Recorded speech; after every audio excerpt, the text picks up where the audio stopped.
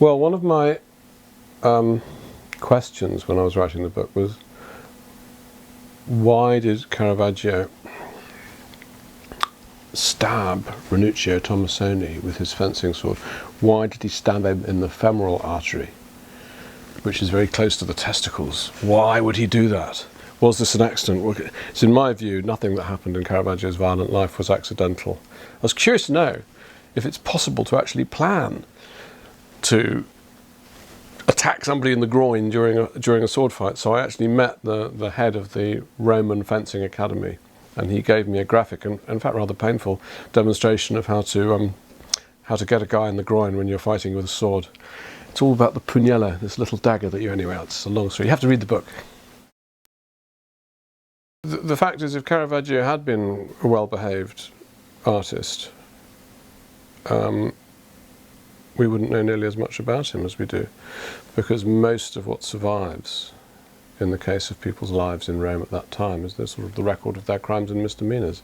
If you were had up before court, if you were arrested, then there's a record of it.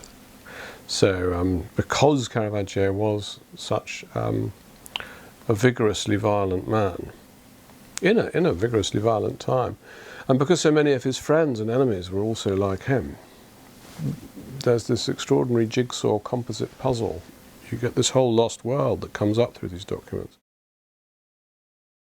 I think Caravaggio was unique because he was the only painter who really just was prepared to cut through this rather apologetic late Mannerist style, very nervous, very lacking in conviction, that dominated Italian art in the later part of the 16th century.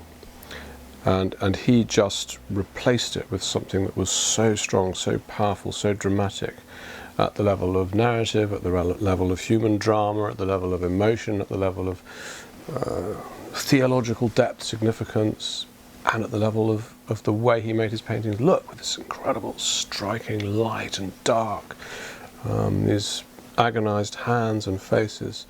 He was sort of, you couldn't say no to him. And although his effect on art was immediately just to change everything. There's art before Caravaggio and there's art after Caravaggio, and they're not the same thing.